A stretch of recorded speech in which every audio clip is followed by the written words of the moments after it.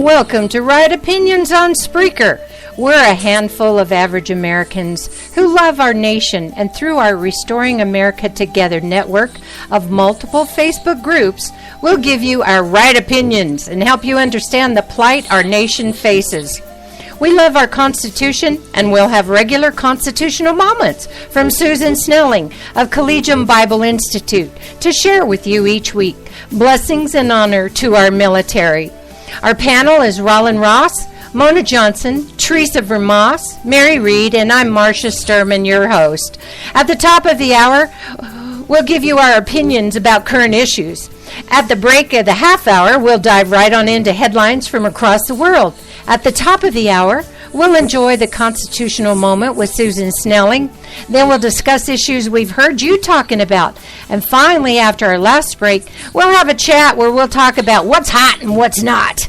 Stay tuned for an opinion-packed 2-hour show with Right Opinions on Spreaker.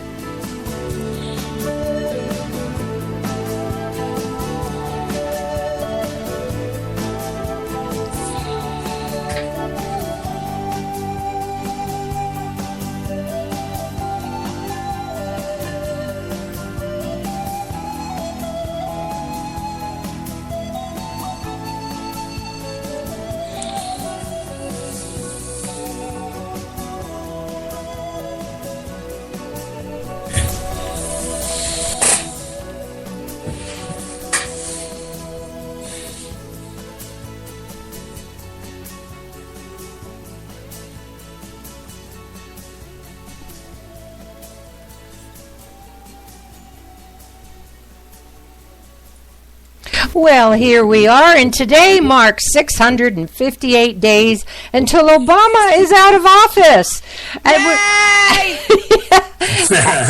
And we want to say Passover and Easter blessings on this blessed time of year. So we're going to get right into some of our current issues, and we're going to lead off with Mona. Oh, my gosh. There are so many things going on in this world at this moment that it is absolutely overwhelming, and it's hard to determine which way to go. Our political system in our country is at an all-time big mess. The world situation is at an all-time dangerous level. We've got idiots running around our country that are making decisions for us based on their independent thoughts and beliefs. Our Constitution is being just tramped on all the time. Our government is becoming more and more corrupt each day, to our knowledge, and nothing is being done about it. I could start off probably with Hillary, lovely Hillary, and her destruction of her emails and her thingamajiggy. Whatever, I can't even think right now. You know what I'm talking about. The thing that, the server. Thank you. I don't know why I can't think of that, because I'm becoming a servant of this government more rapidly each day. But I mean, here is a woman that is so corrupt beyond reason, and every day there's something new comes out about her that is just mind-boggling about what she does and is involved with, and who her associates are in her past and everything. And what do? They pick Senator Menendez, who is guilty or innocent, I have no idea, but the man's charges compared to hers and Lerner's and Obama's, I don't understand how Americans can allow stuff to go on. And she's still in the lead for the Democratic nomination. Now, y'all tell me, what the dickens? Yeah, I agree with you, Mona. I think probably he's very vindictive, this president of ours. And you're talking about what he may or may not have done. Most politicians will take favors from other people. I have a condo in South Florida. Go down there and spend a week. And but anyway, I won't take any more of your time. But I just wanted to reiterate that because you're 100% right. this world's in a mess. It is. Yes. And It does- Mona, go ahead, Teresa. I Go was ahead.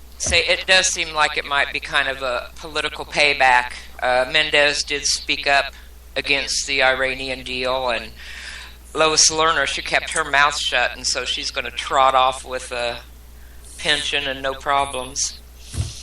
I know. It seems like that every time a scandal comes forward, there's always a scapegoat that's lurking in the background. That doesn't mean that the scapegoat doesn't deserve to be in trouble also. Right. But it's like they're being focused on while these other people are doing these outrageous acts and getting away with it. That's what bothers me. I think the number one problem in our government that bothers me the most is the hypocrisy of it. They're such a bunch of hypocrites. They point the finger over here. I have this picture, and it's two fingers pointing at each other, and I call it the congressional salute. Because that's exactly what it is I'll point my finger at you, and you point your finger at me, and we'll battle it out that way. And nothing ever gets done about taking charge and trying to clean up the garbage up there. It is so rampant. And we are going to absolutely end ourselves as far as freedom goes if we don't start buckling down. I remember years and years ago, this was back when I was a young woman, so it's years and years ago, I said to my husband at that time, I said, it was a lot of this stuff was coming up where some of the minorities were coming out, not the black and the racial things, but just some minorities were coming out and they were arguing points and things. And I told my husband then, I said, there's going to come a time when we're going to freedom ourselves into oblivion. And that is happening because what we are doing is we're trying to settle down all this freedom for everybody, and in the process of that, we're destroying our freedom. Right. You can't stand up anymore and have an opinion about anything without it destroying someone else's ability to have their freedom of choice. We're a very complicated country. We realize that. But we're a very unusual country. This is the only country where we welcome everybody and everybody is equal. No other country has that, where everybody is welcome and everybody is equal. So it's very difficult for us to adjust these things, when we're looking at the religious bills that in Indiana and in Arkansas going on right now. So, well, you brought up Hillary. The problem is those that are following her, it doesn't matter what she does, they continue. And they blame it on the Republicans, blame it on everybody but what she has done.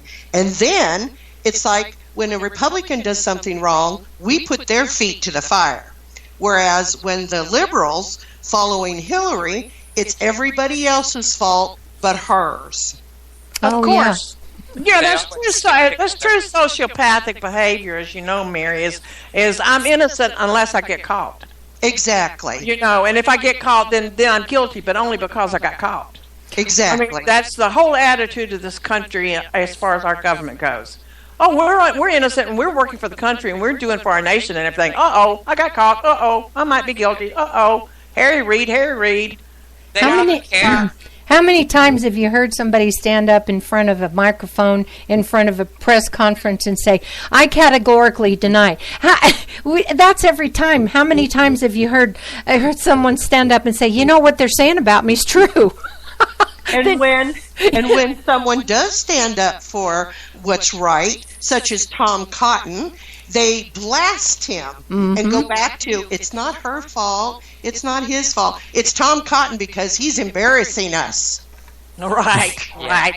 Or it's Trey Gowdy. Oh, my God, Trey Gowdy. Trey Gowdy's going to call her to testify. Oh, my God. She lies with every breath, but now she's going to be called to testify. Oh, dear.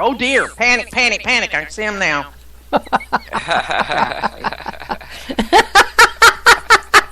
Yeah, we can see them, huh? Don't you wish you were fly? Don't you wish you were a fly on the wall? I tell you, it's like a bunch of chickens with their heads cut off. I can remember when I was a little girl, my mother back in those days would wring a chicken's neck when they, to kill them, and they'd flop all over the yard. That's the way I see what's happening in Washington. When you start to wring their little necks and get them back in order, they go flop all over the place. Yes. Yes. They don't even care when you catch them lying. Hell, look, Harry Reid just admitted it in a TV interview the other day that he lied about Mitt Romney. And when they asked him, he never did say he was sorry. He just kind of smiled and said, "Well, he didn't get elected, did he?" You know, they don't care. That was a smirk. Yeah, it was. It was. In other words, it worked. Mm-hmm. Yeah. Right. Well, then And do it again. And then, instead of saying, well, look what he's done, look what Harry Reid's done, instead they say, why isn't he talking about the exercise ban being dangerous? Yeah. Yeah, well, I think personally what should happen is the mafia should hit him in his other eye.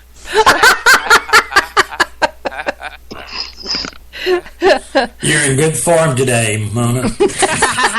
Well, I made this picture up, and it was, yay, Harry's going home, and it was a picture of Devil's Hole, Nevada.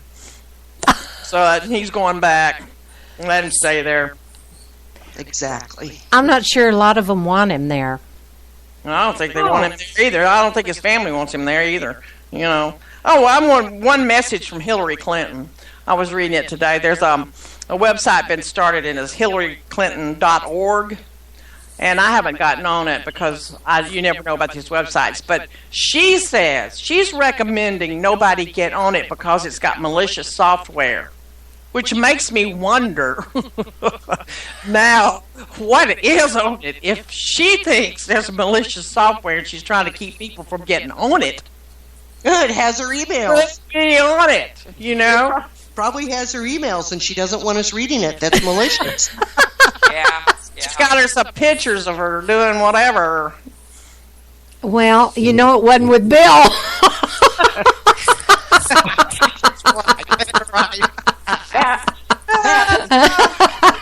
Oh dear. No. Oh I dear. want you to know. That was an absolute visual picture I did not need today.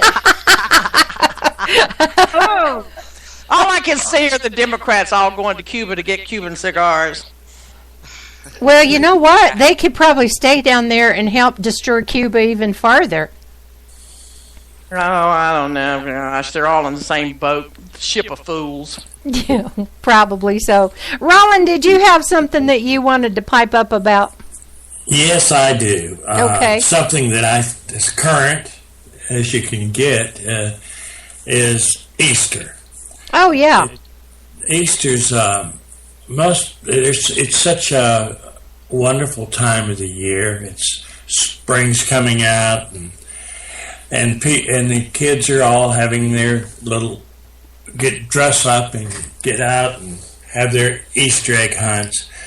But it represents what our Lord did for us. He gave up His life for us, and it's something that and brought out the morals that we should be living by. In our country, the world would be so much better off if we all lived by what He taught us our morals should be and our conduct. And I think, too, about the people that are giving their lives every day of the week for us, our fellow American citizens that are in the service, or our policemen who are protecting us. Can you imagine how many policemen? I don't know the exact number. I forgot the number, but it's unbelievable the amount of policemen that are killed or shot during a year. It's unbelievable. And they're out there to protect us. Yes, there might be one or two bad policemen in this world, just like there would be one or two bad preachers or any other profession. But the majority of the policemen and the firemen and our servicemen are great people. They don't have to go into the Army or the Navy. They volunteer. And our politicians, we can't have boots on the ground. If you talk to most people that know anything about the trouble we're in, tell us that the